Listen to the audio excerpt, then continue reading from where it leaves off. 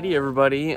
We are out here at Northwoods Black, and I am revisiting a unintended series that I started a few years ago. A few years ago, I went out to Lake Eureka Temp, one of the courses that's used for ledgestone every year, and I wanted to show you guys how hard that course actually is. We see it on YouTube a lot. We see these, really top-tier pros, Paul McBeth, Ricky Wysocki, and so on, playing these courses and absolutely shredding. And I wanted to show you guys, what a more, realistic approach to those courses is and how difficult those courses are. So what we're doing today is we are going to be out here at Northwood Black, and that is a course I have not played this one yet. It is kind of a muddy, dreary day a little bit out here, but I'm going to play Northwood Black, and I'm going to try and show you guys how difficult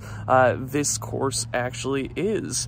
So we'll go ahead and jump right into this. So let's get going.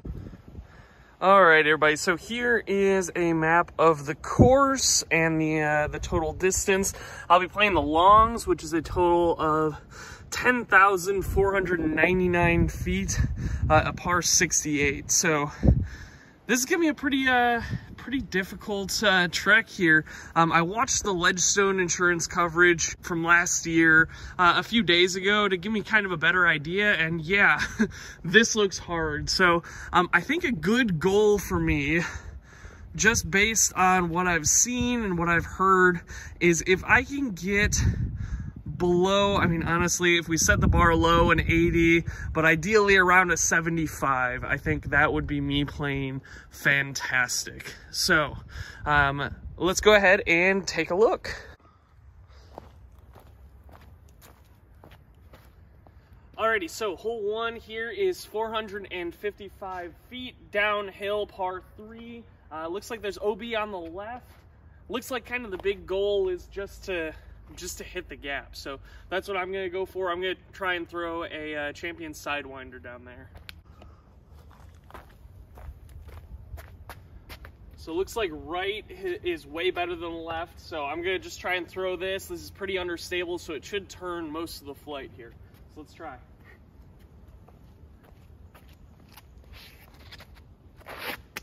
It's a little wet, so I'm hoping I have decent traction the whole round.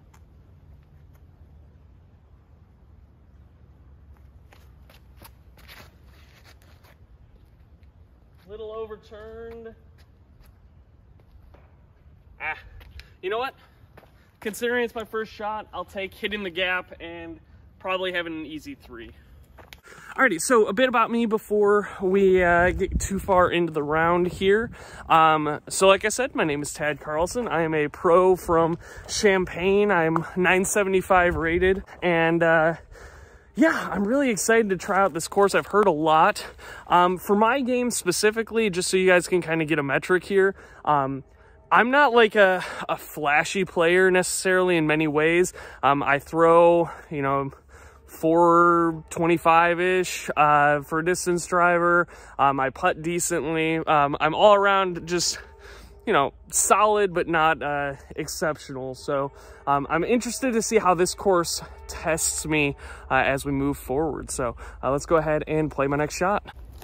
All right, not that tough of a spot. Let's see if I can get up and down for that 3.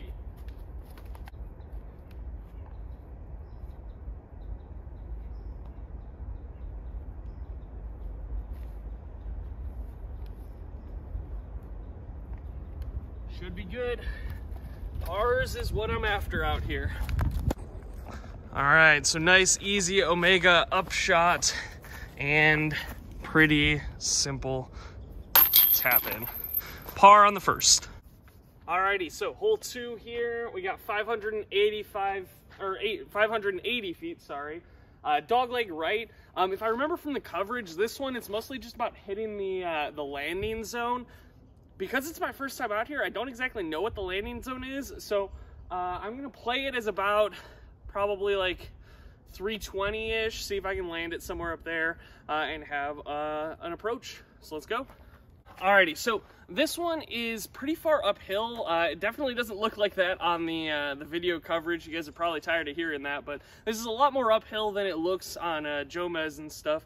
So I'm just gonna go with a JLS, my team stamp JLS, and see if we can get it up there. Let's see. Just trying to be nice and smooth here, get into the landing position.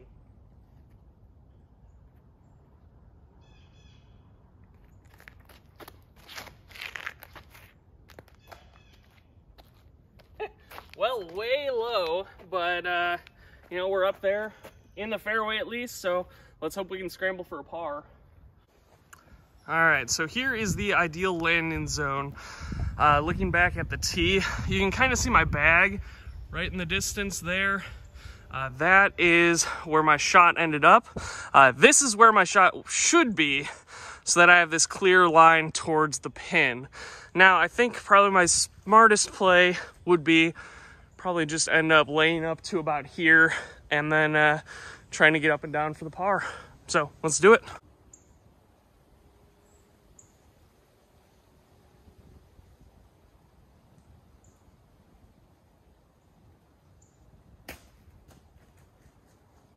All right, well, that upshot was not quite what I was looking for. I've got from here, this line towards the basket, just left it a little short, was worried about throwing it too deep into the woods long, so I should be able to scramble something from here at least. All right, so I'm going really flippy AVR through the middle gap and try and have it drift right as it flies. Let's hope I can get it up there. Want that par. Oh, that's not what you want. That'll be a tough scramble. Just pulled it. I mean, honestly, that wasn't that bad. I really only just pulled that about 2 or 3 inches left of where I was going, or right of where I was going, sorry. But that kick right, or kick left is, that's gonna be rough. So let's see if I can get up and down and save my bogey. All right, so it's pretty jail from back there, but I'm gonna try and use my mortar here, get me out of trouble with a kind of chop anhyzer at it. Hopefully it flexes out back and flat. Otherwise, I'm in trouble.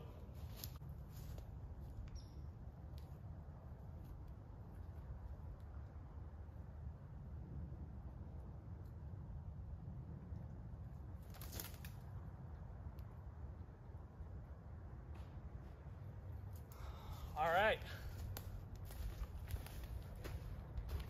We will take that. That was a very tough out, so hopefully I got a putt from there, save my bogey. All right, not too bad. Got me a pretty short putt for the bogey.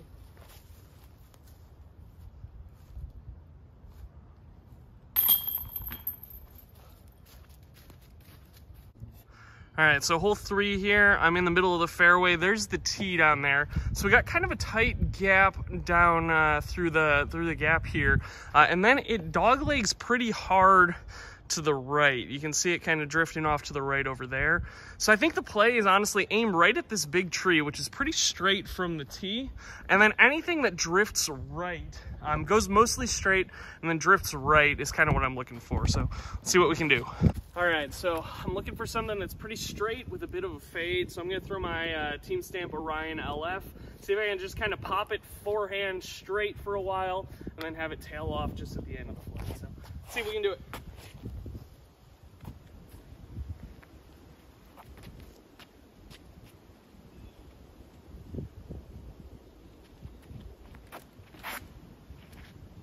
Oh, fade, fade, fade. No! I feel like that was just like 6 inches off from being like perfect, but hey, it stayed in the fairway, so let's see if we can get our par still. And so I just peeked around the corner here, and this hole looks like it just goes right, and just keeps going right. So what I'm gonna do is I'm gonna play my mortar again, and hopefully kind of just throw this flat out, kind of at the, you might not be able to see it. There's a bit of a broken tree down there. Hopefully let it fade right. And I want to stay on the left side, the far side of the fairway, just so I have an easier approach if it does keep going that far right. So let's see what I can do.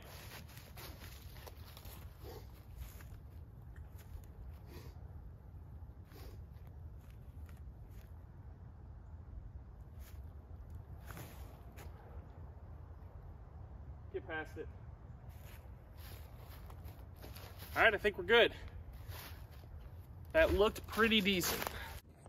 All right, so I was a bit mistaken. Here's the basket. I thought the basket was gonna be over here somewhere. And so I was trying to play my approach, or my kind of upshot here. I was trying to play it to about that tree with the orange dot right in the center of the screen there. And I did that. I'm actually right behind it, but I was thinking I would need to go this way, but I ended up needing to go this way. So I think I made myself have a slightly harder shot, but you know, we'll see if we can get up and down for the par. Looks like there's a creek OB like just long, so that's concerning. And yeah, guess we'll just kind of see what we can do. All right, so I am directly behind that tree, so I can't really do a backhand, which is kind of what I was hoping to be able to do. So what I'm gonna try and do is I'm gonna do a straddle out forehand with my Aurora, my QMS, and see if I can just kind of slowly crest the hill and hopefully just have it stop pretty soft there, but we'll see. Kind of a tough shot.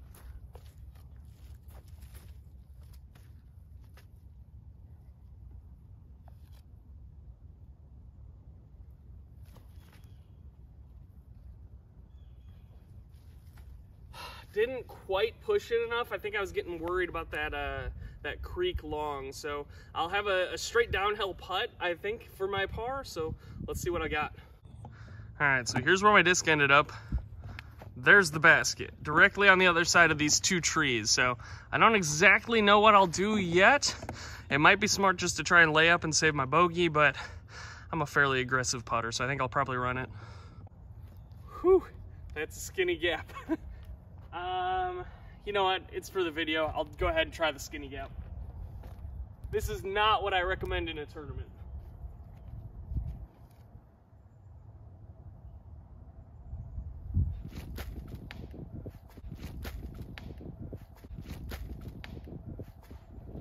That's why, fortunately, got down on the hill, have an easy tap in.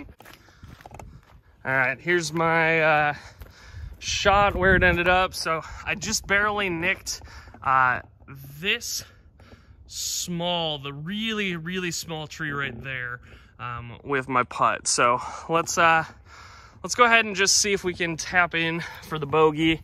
Hate to have another bogey, but whatever, you know, it happens. It's Northwood Black. Hole 4 here is 637 feet, dog leg left pretty much the whole way, it seems.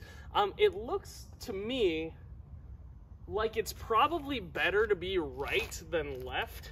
There's a creek down to the left that I'm assuming is playing OB, but it might not be. But it looks like it's a little more open on the right for you to be able to scramble or something. So I'm going to try and throw it off to the right with a forehand flex shot through the gap.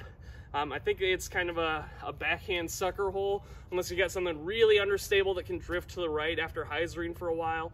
So I'm just going to go with a flex forehand here. So here's the Greg Barsby Scorpius. Let's go ahead and see how I can do.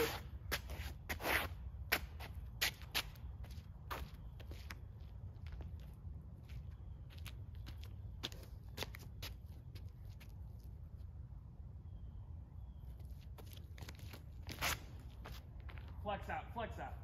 Come on. Ooh. Okay, hit a tree kind of late. That was actually probably looking decent if it just missed that tree.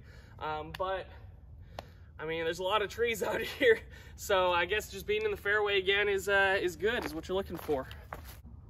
All right, so from here, the basket is somewhere up in this area. It's across a creek that's right in front of the basket. I think because I can't get over that in the air on this shot, I'm gonna try and lay up with a forehand and hyzer up to about there, which should give me maybe 150 feet to the basket. So that's what I'm gonna go for. Alrighty, going with my more beat up Aurora, just kind of hoping that it holds the turn here. I guess my biggest danger with this is hitting a tree or turning it into a roller by accident, but let's try and avoid both.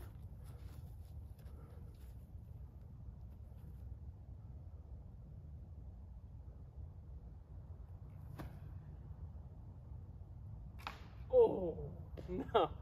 The one branch that was overhanging the line, but you know, it's up there. I should be able to have some sort of a look. We'll see, but we'll try and save the par from there still. All right, so the basket is right up here. You can't quite see it, but it's up there. I've got a backhand window or a forehand turnover. I normally would be throwing putter because I'm probably about maybe 230, 240 out. But because the ground's so muddy, I think what I'm gonna end up doing is just throwing a mid easy at it because it looks like long is mostly okay. So that's what I'm gonna try and do. Going with my QMS again.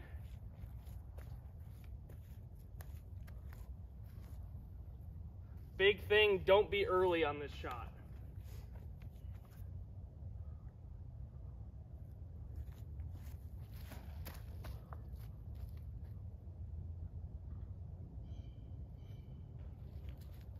All right, got a putt. I'm probably about like 25 left and on top of the mound, which is really what I was going for. So have a putt for par at least.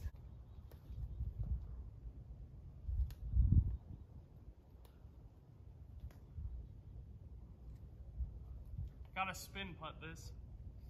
Not what I'm normally liking.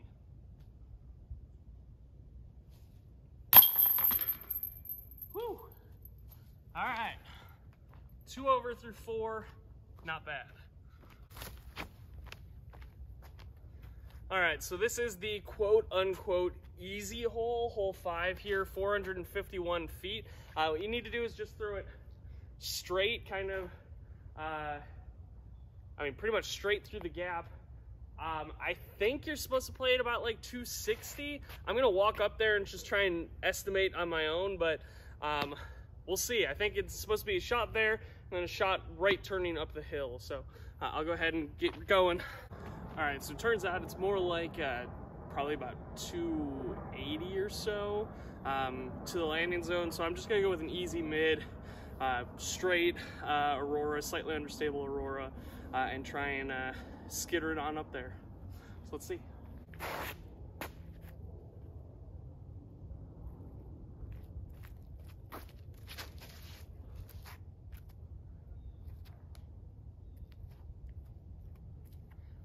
I'm not quite sure if that got far enough. It looked good, so let's see. All right, so here's where my shot ended up, which means I'm about probably 5 feet short of where ideally I would like to be. I think the basket is somewhere up in this area. I'm gonna run up and check real quick, but I should still have something. It's gonna be kind of a tricky little straddle out forehand and hope you get it through the gap up there. So yeah, I was about right. The basket's probably right up here. See this bent tree back here? That's what I'm gonna aim at, hopefully, and hope my disc breaks right of there. So let's see what I do. Going with the trusty Morton.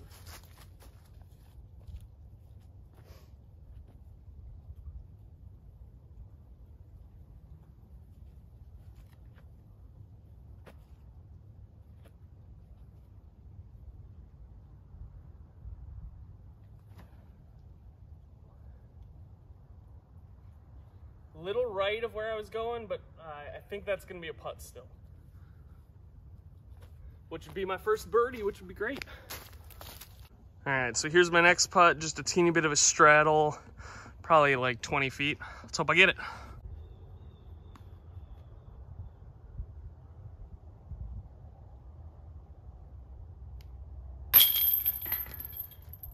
Got a birdie, back down to 1 over through 5. I am happy. All right, and now we get to the first of the par 5s on the course.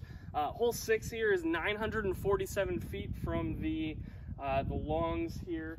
It looks like it doglegs right for a while before, this is the first of like the true 90-degree holes where just hard 90 degrees, maybe even more than 90 now that I'm looking at the sign a little closer. So what I'm gonna do here, I don't think that distance is really going to help me much, so I'm going to just go with like a Road Runner or maybe my JLS again, and just hope that it holds its right turn the whole way through the gap and leave me something to try and get up to the corner on my next one. So let's go for that. Gonna go Road Runner. Just maybe get a little more distance out of it and be a little more understable than my JLS. So let's see.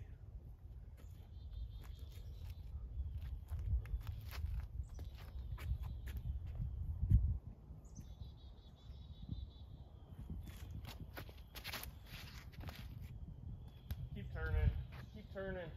Drift.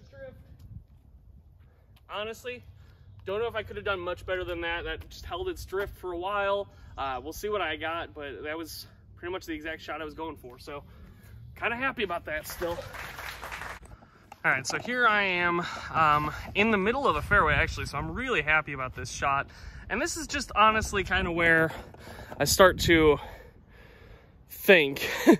So this was like a really good shot for me.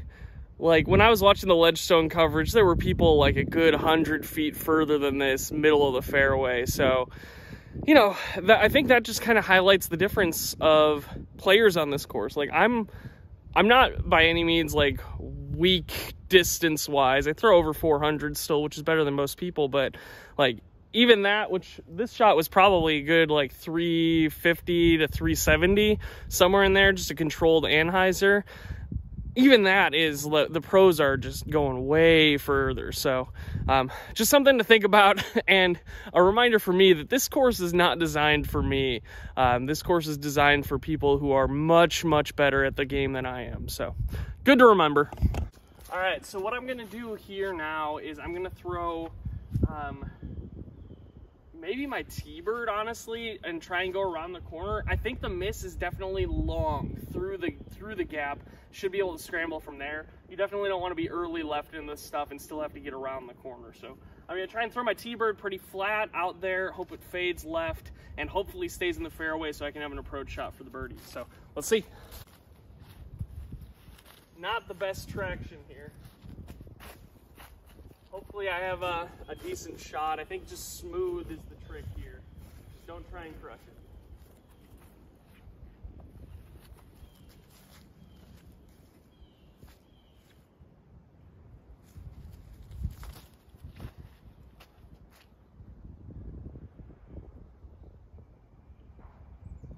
All right, I hit something, but honestly, that was about what I was looking for off the tee here. So we'll take it and see what I got. All right, so I did what I said I didn't want to do, and I did not make the corner. I needed to be another maybe 30 feet, 40 feet further to make the corner. I think if I hadn't hit this tree right here, I probably would have gotten down the hill a bit, but you know, not the worst situation. So I was looking up there, and the basket is like way over here.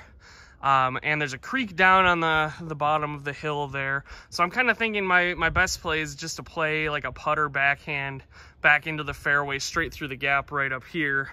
And, you know, just hoping that stay in the fairway, have a good chance for my par. So here we go. Going Omega 4, a little more overstable than the regular Omega, because I wanted to try and hug the hill a little bit more. So let's see how it goes.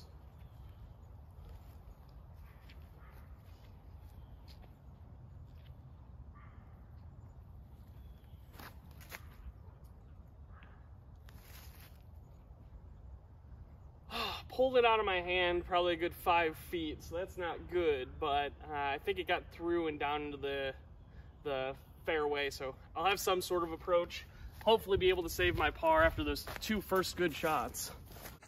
That's unfortunate. That was, I mean, honestly, for me, those two shots were exactly what I was looking for, the first two, and so it's kind of frustrating to, you know, after that, shank the next one a bit and maybe not even have a chance for par. So that's probably just a focus type thing. Sometimes it's hard to focus playing by yourself, but I think I might be able to squeak something through maybe and get a par still. But let's take a look. I am in the bottom right of the fairway here, so let's see. And this is actually a really tough shot here. I'm not quite sure what the best line is. I have a low forehand kind of next to this bush, in between the trees and the bush here. I don't know if that's going to be the best play. I think honestly, to give myself a good putt, I might go over the top with a bit of a tomahawk, but that's not my strong suit, but I think that's the best option. So I'm gonna either decide my mortar or my Draco. One of the two. We'll see which one I go with. I'm just trying to clear this first bush and kind of have it pan flat and then land up by the basket. So I think the mortar is the best for this.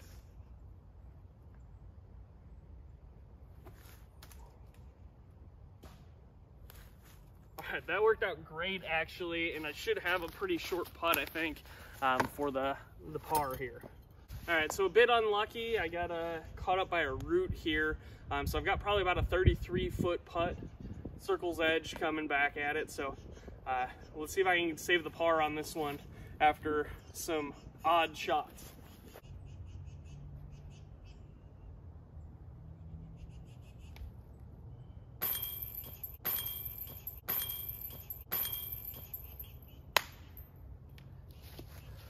That hurts. Man, that hurts. Oh well, just a teeny bit short. Tap in bogey here, a little short, so just off. Honestly, that putt felt really good out of my hand, so I'm a little frustrated, but well, we'll tap it in. Alrighty, hole 7 here, 325 feet, and it is just dead straight. Looks like you kind of want to throw right hand, backhand, slightly understable, like mid or fairway. Have it be on a hyzer for a while and then pop up and just go straight or just a touch right at the end. But I think I'm just going to throw probably an easy JLS out there and hope that it pops up and goes flat for a while. So let's go see what we got. All right, JLS. Threw this one on hole 2, I think it was. Didn't go well. See if we can get redemption for the disc.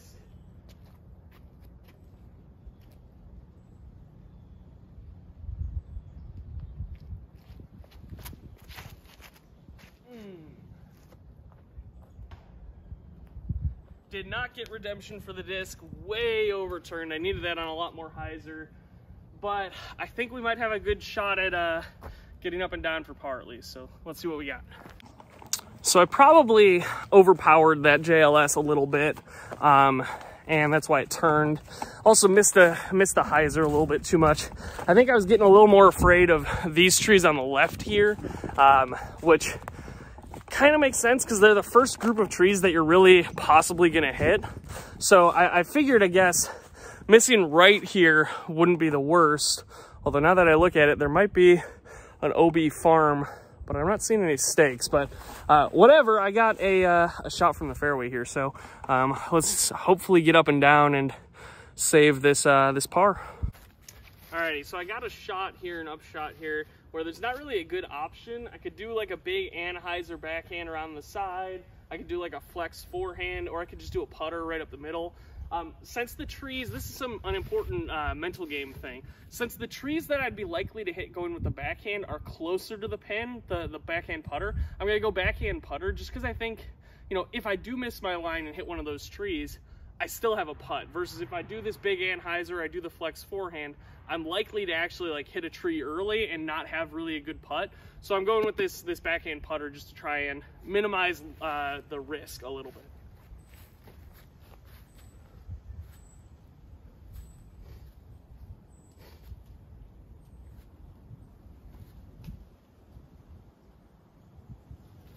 Ooh, got a little lucky, but that tree that I just barely missed was kind of the tree that I needed to miss. So I guess missing it on the left side wasn't what I was going for, but it gives me a putt still, so we'll take it. All right, didn't quite give it enough juice to actually get it there, but let myself a 25-footer. This I should make most of the time, so let's try and make it, save the par here.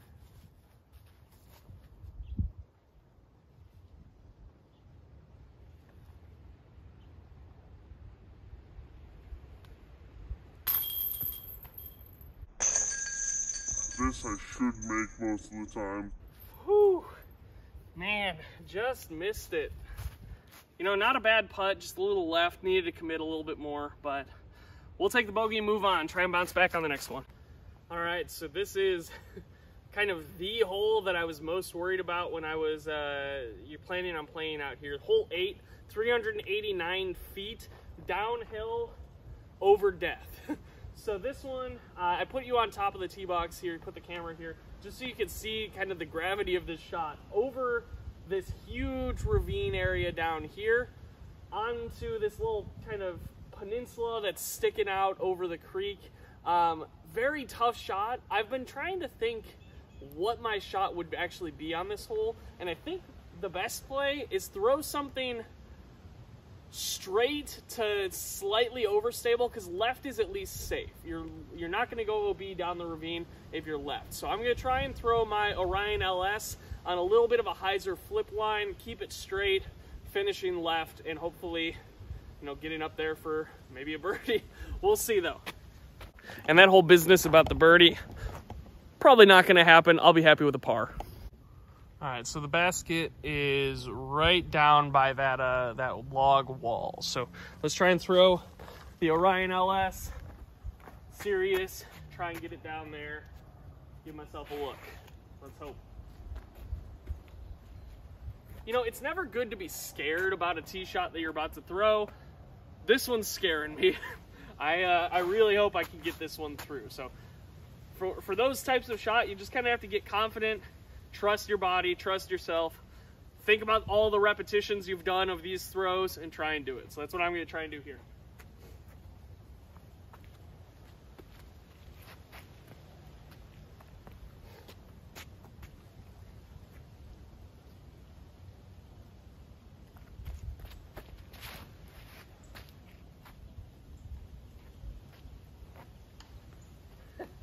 Okay, I got a little lucky.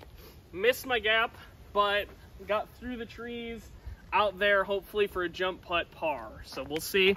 Made it through.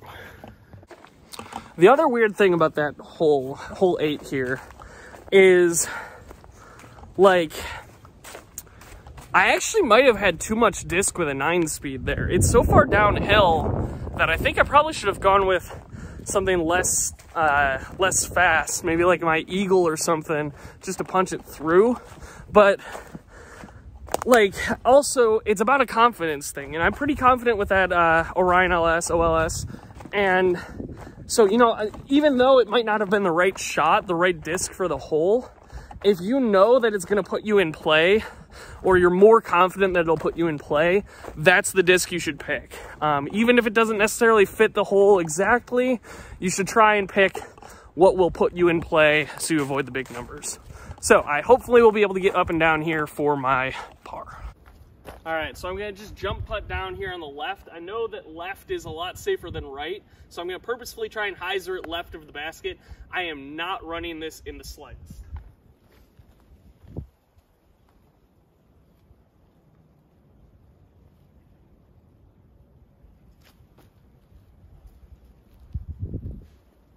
There we go. That's all I need. Just down the hill with a putt. So I guess this section I'm turning it into a bit of my mental game when I'm approaching shots like this. And some of you might be thinking, like, why wouldn't you run it? There's that log wall right behind the basket. It's pretty safe. For me, that type of a run, I'm not great at, to be honest. The like probably 100 to 130 footer, I'm not great with. So my thought was, like, if I do run it, there's a chance I nick a tree, hit the basket and roll out, fly it over the log wall. And so for me, it's just a lot easier just to throw the shot that will give me a putt. Again, that's kind of my mentality with a lot of this round. Throw the shot that I know will put me in play to give me a putt. And that jump putt did it. So let's see if I can make this par now.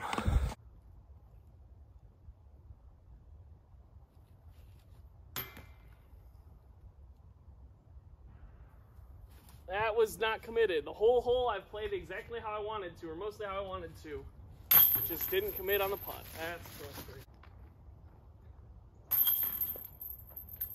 That's frustrating, guys. With courses like this, those 25 footers really start to matter a lot more, honestly. Like, I know every shot is exactly the same, like, in terms of value, I guess. Like, it's one shot, no matter what, no matter, you know, 500-foot drive, tap and putt, they're all one. But it's just, you really are hoping to make those 25 footers when throwing is such a, like, important part of the game at courses like this. So that's frustrating. Let's bounce back with hole 9 here. All right, so hole 9 here, another very uphill shot. A lot more than it looks like. You gotta go uphill and keep turning right the entire flight. It's a par 4, 732 feet. So distance is a little bit more important on this shot than it was on, like, say the par 5 hole, was that hole 6, I think. So for me, I think I might, you know, I am going to stick with the Roadrunner, I think, looking at the gap a little bit more, just because I know that the Roadrunner will likely put me in play. I'm more confident throwing this turnover shot than I am with, like, my Shrike or my Scorpius or something like that. So I'll go Roadrunner. Let's see what we can do here. Aim at this big tree on the left and drift it to the right the whole way.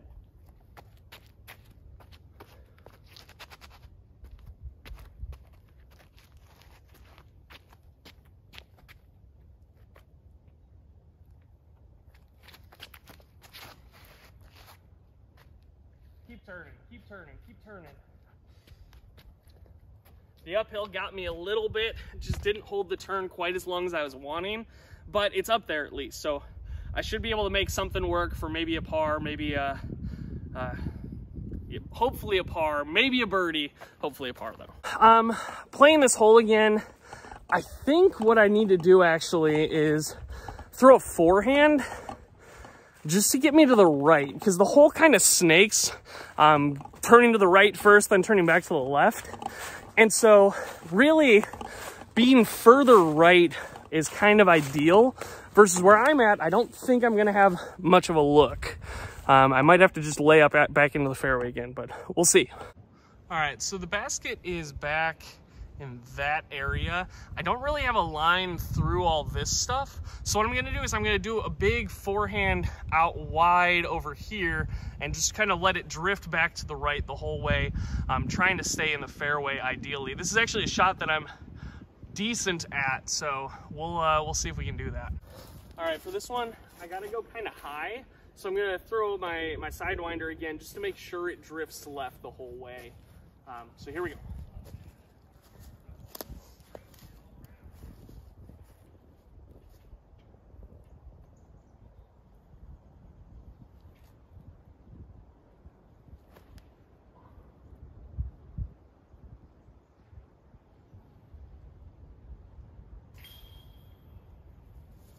Well, in hindsight, I probably should have gone with maybe the Orion LS or the Orion LF or something. Just that'll fight out more, but missing right, I think, for me was the better miss. So, you know, we'll take it, whatever.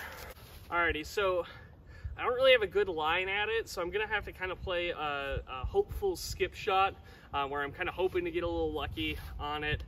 So I'm either in between my Draco or my Quasar. Forehand skip around to the left, hopefully getting past the trees. So let's see.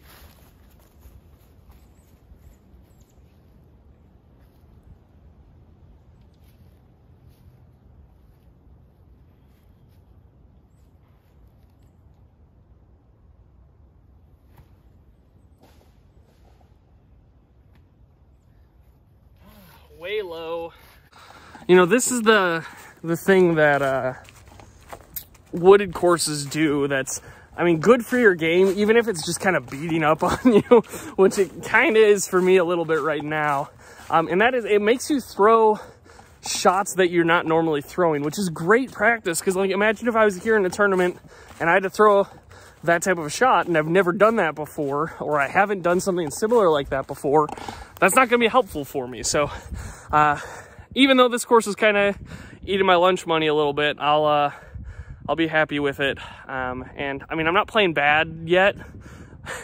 I think yet is the key word there, but you know, we'll just try and scrape by with what we can, hopefully get our bogey here and move on. All right, just a little Omega upshot through this gap on the right here. Hopefully get up and down, no problems.